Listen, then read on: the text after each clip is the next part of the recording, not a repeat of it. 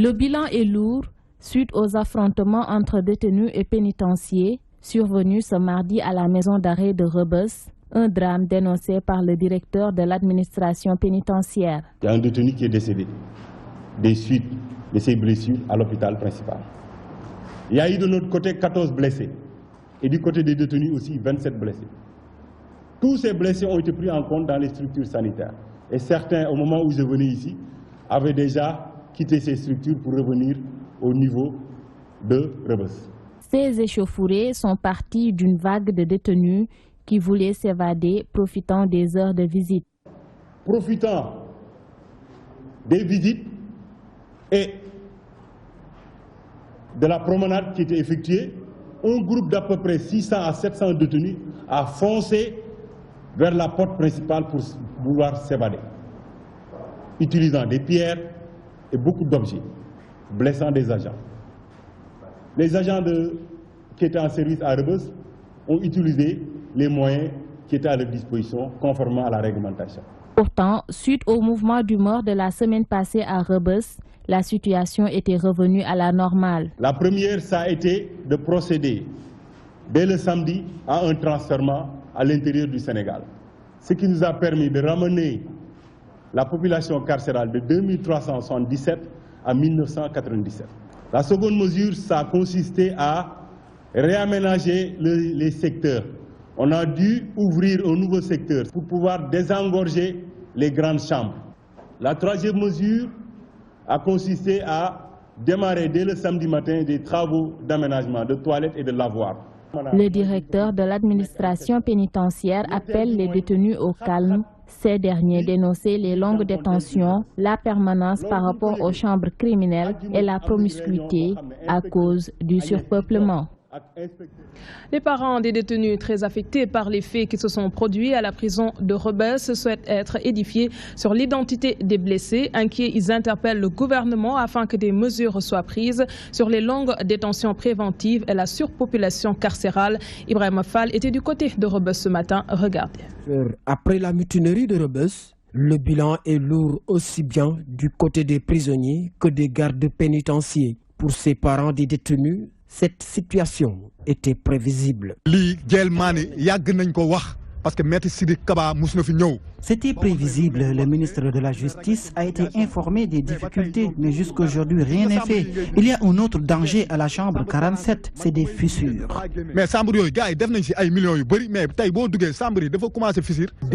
Il faut qu'on nous dise réellement ce qui s'est passé. Vous entendez le cri de cœur des prisonniers en fond sonore.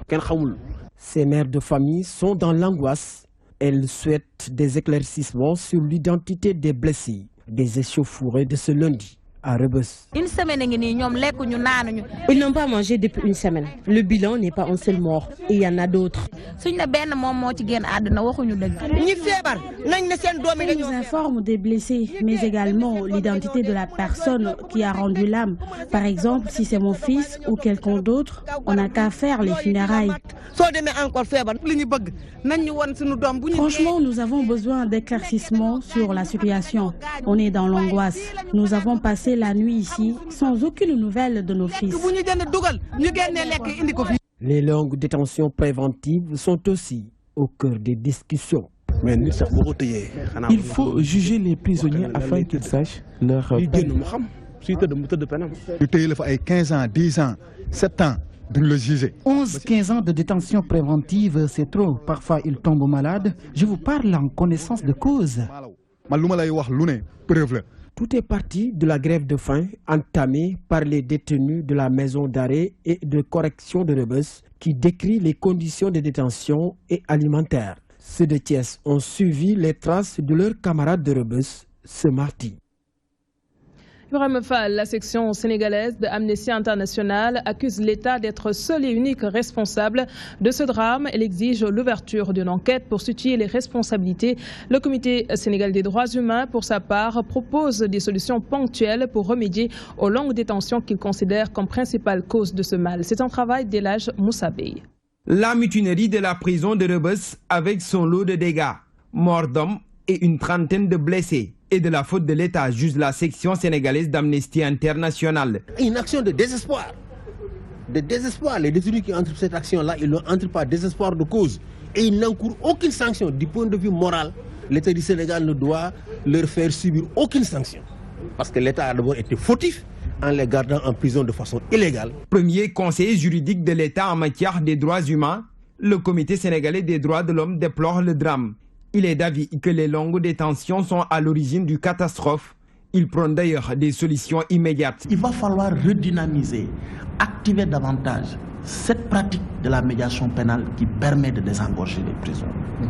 Mais au-delà de la médiation pénale, nous avons une réforme judiciaire aujourd'hui avec une nouvelle carte judiciaire. Mais il va falloir revoir un peu le mode de fonctionnement de ces chambres criminelles qui sont créées au niveau des tribunaux de grande instance pour que des sessions rapprochées soient faites. Ces droits de l'homiste attendent à ce qu'une enquête soit ouverte pour apporter toute la lumière. Il faut une commission d'enquête indépendante qui va faire un rapport, qui va faire des recommandations que l'État devra mettre en œuvre, mais qui également va faire des recommandations pour des sanctions administratives, des sanctions pénales contre les auteurs de l'usage de la force. Quand j'ai entendu des détenus à l'intérieur d'une cellule de prison et parler en direct à travers une radio, mais moi j'ai tiqué. Parce que voilà une violation flagrante de la réglementation interne dans nos prisons. Mais quand on voit également la mutinerie qui s'est passée, il y a des blessés. Du côté de l'administration pénitentiaire, du côté des détenus, il y a un mort. Mais il est évident qu'il est du devoir de l'État d'ouvrir une enquête. Ces derniers appellent ainsi à l'apaisement et à la retenue. Ils interpellent aussi les autorités religieuses à se prononcer sur la situation des prisonniers. Le conseil d'administration régional d'Amnesty International se concerte à Dakar pour 2 jours. À compter de ce mercredi, les directeurs de l'Organisation de défense des droits humains de l'Afrique de l'Ouest et du Centre, de l'Afrique australe et de l'Est, ainsi que des experts sont en train de réfléchir sur des sujets qui préoccupent le continent noir. L'intérêt de cette assemblée est d'aboutir à des solutions aux problèmes que subit l'Afrique en tenant compte des recommandations qui sortiront de cette réunion. Alioune Tine est le directeur de Amnesty International Afrique de l'Ouest et Centre. Il s'exprime au micro de notre reporter. Réunis ici dans un premier temps en invitant des experts internationaux sur des sujets quand même qui concernent l'Afrique. Vous avez la question de la redevabilité, c'est-à-dire la justice pénale internationale et l'Afrique. Ensuite, nous allons avoir une discussion sur les crises, Boko Haram, parce que Amnesty International travaille sur Boko Haram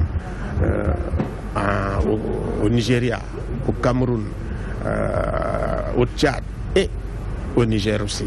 Et donc c'est très bien de confronter bien sûr nos vues avec ceux des experts. Discuter aussi des questions de migration et des questions aussi des réfugiés en Afrique, mais discuter également des questions de la femme en Afrique avec Fatou Sow Sarr. Donc si vous voulez, l'ensemble de ces réflexions qui nous viennent de l'extérieur et d'experts étrangers nous permettent demain, nous allons discuter entre directeurs simplement sur la question, sur les problèmes de l'Afrique, comment nous allons les traiter. Intéressons-nous à présent au sit-in du mouvement des handicapés républicains devant le siège de l'APR. Ces membres disent être délaissés par les responsables de l'APR. Ils se disent victimes de discrimination et d'exclusion au sein de ce parti. La non-implication du mouvement dans les manifestations phares du parti les a poussés à manifester leur mécontentement pour exiger plus de considération au sein de cette formation politique. Lucina Sagna était sur place. Une meilleure considération au sein du parti et une installation officielle par le président du parti. Voilà ce que réclame le mouvement des handicapés républicains du Sénégal. Un mécontentement les amenant à organiser ce sitting devant le siège de l'APR. Ça, ce que Dieu fait, on se bat pour massifier le parti, pour vraiment magnifier le parti. Quand il dit parti, il vit le mouvement. Mais le mouvement, il est victime parmi vraiment certains vraiment responsables vis-à-vis vers le parti. Il y a un problème avec le mouvement parce que celle qui est handicapée, celle qui a une croise, volonté d'être engagée pour faire la politique vraiment, pour le soutenir, pour son plan Sénégal émergent. Ce mouvement affilié à l'APR depuis 2011 est présent dans les 14 régions du Sénégal, demande à être reçu par le président de la République dans les plus brefs délais. La question des cartes d'égalité de chance était aussi au menu des revendications. Nous ne sommes pas reconnus. Les gens ont fait la guerre vers le mouvement. C'est ça qui n'est pas normal. On a écrit partout depuis 2013, ont écrit pour demander audience. Jusqu'à là, ce n'est pas OK. Tous les mouvements des structures du parti sont légaux. Ce mouvement n'est pas légal, c'est le mouvement des handicapés. On dit que ce qu'on fait, il n'y a pas aucun mouvement même qui fait ce travail-là. On demande l'action sociale et mais la cadence accélérer vraiment pour pouvoir accélérer. On a besoin pour les handicapés, comme ce que le président dit. Avant 2017, les cartes d'égale d'essence, c'est 5 000 objectifs par les personnes handicapées. Le MHRS cherche à rencontrer le chef de l'État afin de lui présenter son plan d'action pour massifier le parti et traduire en acte la vision du président Macky Sall pour un Sénégal émergent. Et nous reparlons des fortes pluies de ce week-end. Elles rendent impraticable la route de la cité Fadia de Golfe Sud. Les populations ne savent plus où donner de la tête et lancent un appel à l'endroit des autorités. Elles veulent que solutions soient trouvées pour leur permettre de vaquer correctement à leurs occupations. Ces habitants réclament aussi un plan efficace de lutte contre les inondations en banlieue. C'est un reportage de Abdoulaye Wanyanga. Une route dans un piteux état, tel est le décor qui prévaut sur la principale artère de la cité Fadia dans la commune de Golfe Sud. De facto, emprunter cet axe routier est devenu un véritable parcours du combattant. À chaque année, si la pluie tombe, l'eau est là. Il y a les enfants, il y a nous. Ça risque de donner des maladies. Face à cette situation, les véhicules sont obligés de chercher des voies de contournement. Ce chauffeur a décidé d'ailleurs de garer sa voiture car, soutient-il, la route est quasi impraticable. Actuellement, c'est deux voitures. L'une est arrivée à sortir, mais l'autre jusque-là est dedans. Ici, pour passer, il faudrait de grandes voitures. Le souhait le plus ardent des populations de cette localité est de voir cette route réhabilitée. Elles interpellent à cet effet les plus hautes autorités du pays. Moi, j'ai parlé donc directement à l'État pour leur demander de nous aider à reconstruire donc cette route qui nous fatigue. La problématique des inondations ne se limite pas seulement dans la commune de Golfe Sud. D'autres localités de la banlieue, à l'image de Yeumbeul Nord, Thiaroye, Tivaouane, Diacksao et Guinaw sont confrontées à ce syndrome, d'où le cri de cœur des populations de ces contrées. À Yeumbeul, toutes les rues sont actuellement bloquées et il n'y a pas de voie de contournement, alors que les populations rues vers Yeumbeul et les quartiers environnants. La banlieue dakaroise est secouée par un sérieux problème d'inondation. Une fois que le ciel ouvre ses vannes, les populations s'inquiètent. Elles veulent que des mesures soient prises pour mettre un terme à ce phénomène qui leur taraude. Autre point évoqué en titre, la prière des 2 rakas sur l'océan, un acte symbolique. Conviction du vice-président du Courel, Fatelikou Djoli-Guedji. Babacar Xuma revient sur les enseignements qui peuvent découler plutôt d'un tel acte, parmi lesquels la prière à l'heure, exposition et nuit de Cheikh Ibrahim Fall étaient au menu de cette première journée. Les détails avec Kodenjay. La cérémonie des 2 rakas dans l'océan, un événement qui marque un geste plein de symboles et d'enseignements. Il marque la grandeur d'un homme qui a fait un acte qu'on ne pouvait pas imaginer, prier sur l'océan. Et cet homme, c'est qui? C'est un Baol-Baol, c'est un Sénégalais, c'est un Africain. Les enseignements c'est d'abord la prière. La prière, n'est-ce pas, dans l'exactitude, c'est-à-dire que la prière à l'heure. Déjà, ça, c'est important. Mais c'est également aussi la détermination de libérer son peuple, n'est-ce pas? Mais pas par les armes, hein, n'est-ce pas, mais par le comportement. Cette première journée de l'événement est consacrée à l'exposition sur l'œuvre de Serigne Touba Khadimou Rassoul. La collection de feu Amadou Moustapha Thioune, présentée par son fils, était aussi au menu. Tout ce que vous voyez ici est collecté par mon père. Nous avons amené du matériel que le cheikh utilisait lui-même. Dans ce matériel, on retrouve la plume avec laquelle il écrivait de sa propre main. Nous avons aussi ses écrits. Cette 22e édition est célébrée sous le thème « La paix des nations dans l'islam selon Serigne Touba Khadimou Rassoul », un thème qui a tout son sens dans le contexte actuel. Vers l'érection d'un musée des cultures religieuses, des déclarations du ministre de la Culture, Mbagnick Ndiaye, prenait part à l'ouverture de la 22e édition des 2 Raka ce mardi, marquée par une exposition sur l'œuvre de Serigne Touba. Après avoir effectué une visite guidée en compagnie du président du Kourel, Cheikh Matar Diouf, le ministre a aussi annoncé une exposition sur l'habillement mouride en novembre à la Galerie nationale. Voici Mbagnick Ndiaye. Depuis 2 ans, nous essayons de participer à la sauvegarde des objets et des valeurs traditionnelles, principalement Tijaniya et Mouridisme. Il y a 1 an, l'idée nous est venue de créer à Touba, comme à Tivaouane, des endroits où nous allons participer à la collecte, mais à la préservation des éléments essentiels qui ont accompagné dans le temps toutes les différentes confréries religieuses, principalement Mouride et Tidjane. À Tivaouane, nous avons dégagé un budget de 100 millions pour réfectionner un endroit où nous allons essayer de collecter l'ensemble des objets liés au tidjanisme. En visitant l'exposition tout à l'heure, nous avons vu des objets utilisés par Serigne Touba. Et ces objets, si on ne prend pas garde, s'ils disparaissent, c'est toute une symbolique. Le tout nouveau président du Kourel, Fateliko Djouligé, qui s'est réjoui de l'érection prochaine d'un musée des cultures religieuses annoncé par le ministre de la Culture, introduit par le Khalife général des Mourides, Cheikh Matar Diouf, est revenu sur la délocalisation des lieux qu'il estime symboliques du fait de son rapprochement avec l'océan. Nous l'écoutons. Depuis quelques années, la veille de la commémoration du Fateliko Djouligé, c'est la journée Mame Cheikh Ibrahima Fall. L'exposition suivie de la nuit de Mame Cheikh Ibrahima Fall qui est en train de se dérouler en ce moment. Et vous avez vous-même suivi l'exposition avec le ministre, le ministre qui a procédé au vernissage. Et ça s'est très bien passé. Et le ministre a suggéré de bonnes idées, notamment la création d'un musée pour les habits mourides, pour la culture mouride. Donc je pense que nous nous en félicitons, c'est une bonne chose. Cette 22e édition, la première innovation aujourd'hui, c'est la désignation d'un nouveau président, à ma modeste personne. La deuxième innovation, nous avons été délocalisés, donc ici, là où vous voyez, où nous avons 6 hectares, juste collés à la mer. Donc avant, nous étions un peu plus haut, plus étroit, mais là, nous sommes vraiment, on voit qu'on a plus d'espace, on est à côté de la mer. Donc il y a ces 2 innovations. Et puis, nous avons beaucoup travaillé sur la communication.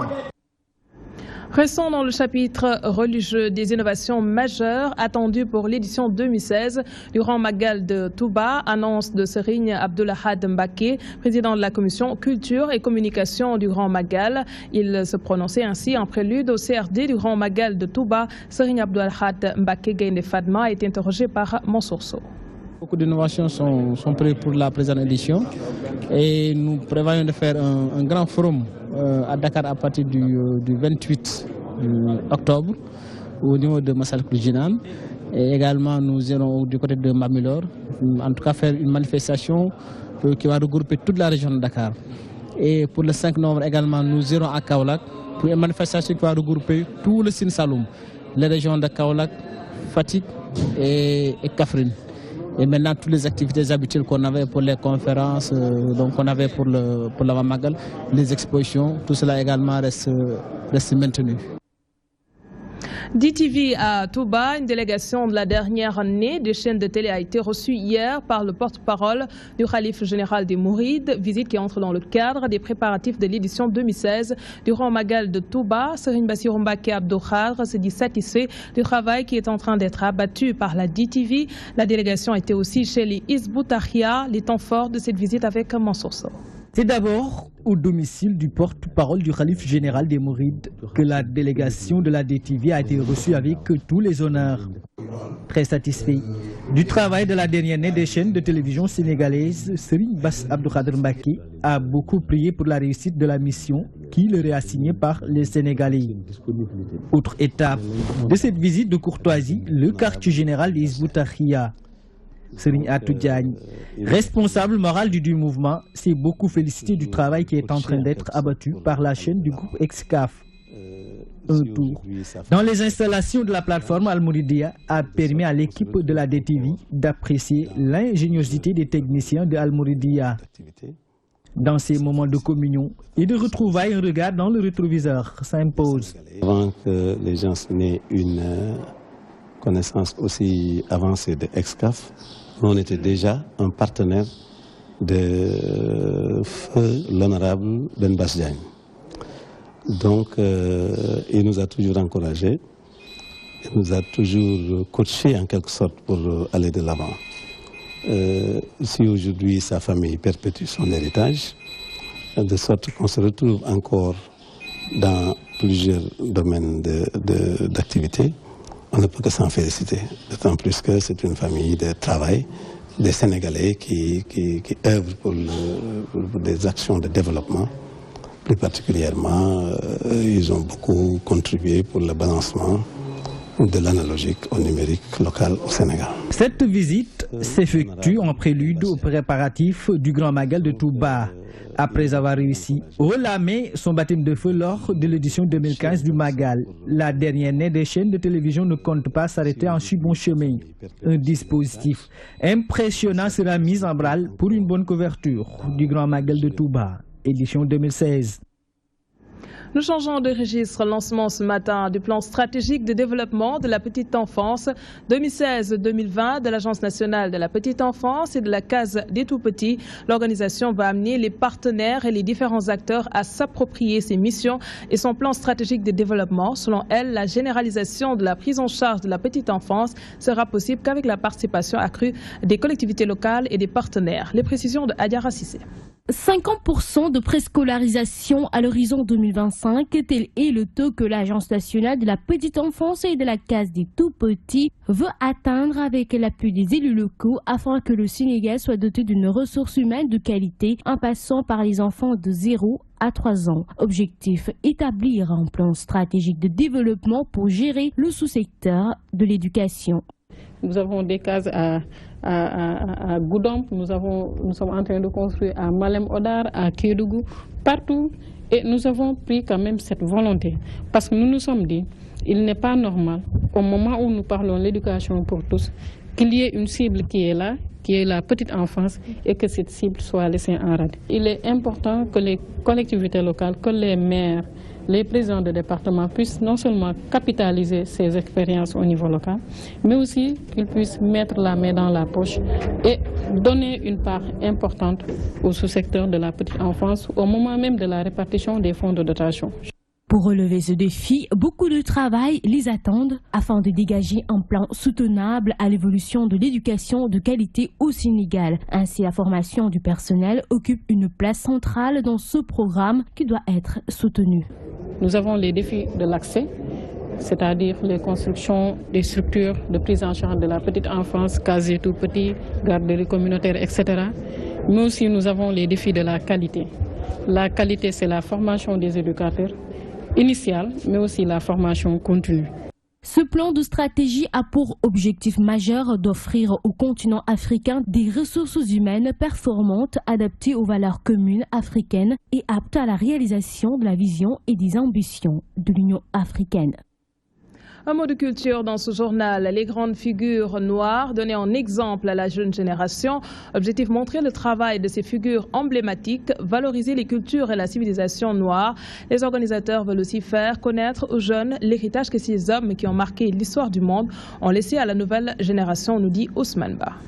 Les grandes figures noires de son monde honorées par cet acte. Le manager de la galerie Yacine veut perpétuer le legs de ces hommes de culture. En tant qu'artiste et aussi galeriste, je pense donc que c'était un devoir de mémoire, un mémoire de revisiter l'histoire un peu et de rendre hommage à ces grandes figures noires, donc de l'Antiquité à nos jours. Toutefois, il confie avoir effectué de nombreux travaux de recherche et de documentation pour mettre en œuvre ce projet. Nous avons beaucoup lu, nous sommes documentés, parce que donc il faut des documents pour faire des recherches. Hein. Donc on a beaucoup lu, donc on s'est beaucoup renseigné.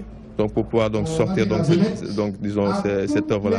Cet artiste plasticien salue cette initiative. Selon lui, il est important de connaître les valeurs inculquées par ces hommes de renom. C'est une très bonne initiative et je le salue et j'espère bien que ça va aller beaucoup plus loin de leur montrer des images. D'ailleurs, moi personnellement, dans ma technique, ça m'a poussé à mettre des textes dans mes œuvres pour que les gens puissent comprendre exactement qui est qui.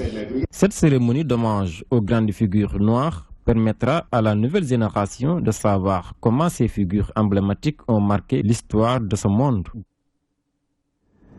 Du sport en bref, pour boucler ce journal, 5e journée de la Liga espagnole. Le match qui opposait le Real Madrid et Villarreal s'est soldé par un nul, un but partout. Le FC Barcelone joue à l'instant même face à l'Atlético Madrid. Le score pour le moment est 0 but partout. Nous y reviendrons certainement avec nos chroniqueurs sportifs maison. Et ce qui met un terme à ce journal. Merci de l'avoir suivi. Merci également à l'équipe technique. N'oubliez pas, BBC Info 20h30. Passez d'excellents moments en compagnie de nos programmes.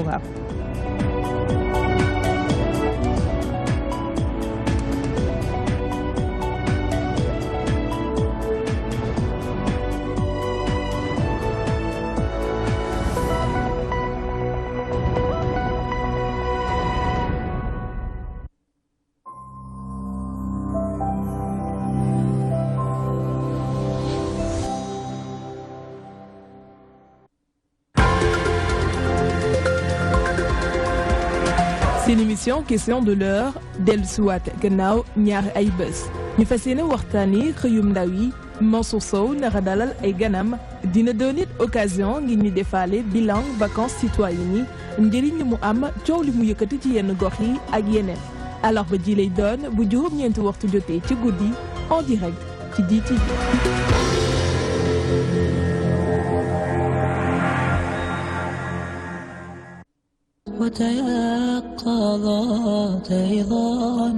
bismillahi rahmaani rahim wa sallallahu ala sayyidina muhammadin alxaatimi rahma mbokk yi nga xam ne ñu ngi jàkkaarloog seen télévision DTV ci seen émission bi ñuy tuddee ëttub l'islam dellu si nañu àndaat ak yéen ci seen deuxième partie mondialisation diggante jullit ñi ak musulman yi ñu bëggoon a xam lan moo séparé li nga xam ne moom la ñu tuddee awlama ni mu généralisé ak l'islam it ni mu généralisé ñu leen wutale ñaareel ba mooy li ñuy tuddee discours l'islam bi ci jamono mondialisation ndax dafay nangoo soppeeku ci jamono bu nekk wala ci environnement bu ne pour mondialisation am na ay danse yu ma àndat ci wàllu culture nan la jullit ñi mën a def ba jàkkaarloog moom lan moo ci nekk njariñ ak lan moo ci nekk lorteel ajjuma lay doon danañ ci dalal monsieur le ministre Ahmed Bamba Ndiaye ak imam Biram Pouy ajjuma 11h jàpp 12h30 ñu di ci invité ñëpp.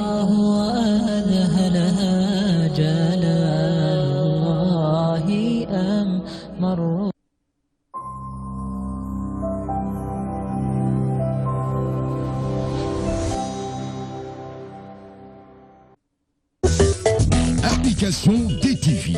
La magie de la télé vous suit partout dans le monde avec son nouveau service disponible sur les supports Windows, iOS, iPhone, Android et tablette.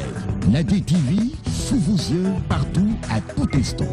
Avec la DTV, vivez la magie de la télé.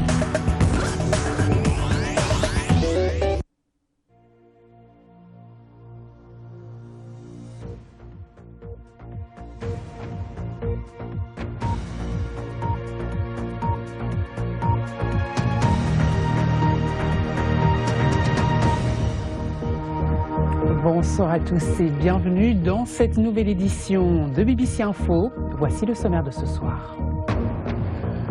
Le calme à Kinshasa après 2 jours de violence. Les autorités congolaises parlent désormais de 32 personnes tuées lors d'affrontements entre des manifestants et les forces de l'ordre. Grand angle ce soir sur le Yémen, un pays au bord de la famine. 2 millions d'enfants souffrent de malnutrition selon l'UNICEF.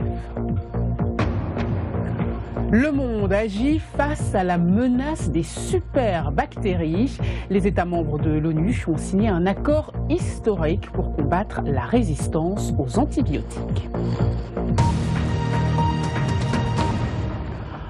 32 morts, c'est le dernier bilan avancé par les autorités de la République démocratique du Congo après les affrontements en début de semaine entre manifestants et forces de l'ordre dans la capitale Kinshasa. La société civile, elle, parle d'au moins 50 morts. Les violences ont éclaté lundi en marge d'une manifestation de l'opposition qui réclame la tenue de l'élection présidentielle en temps et en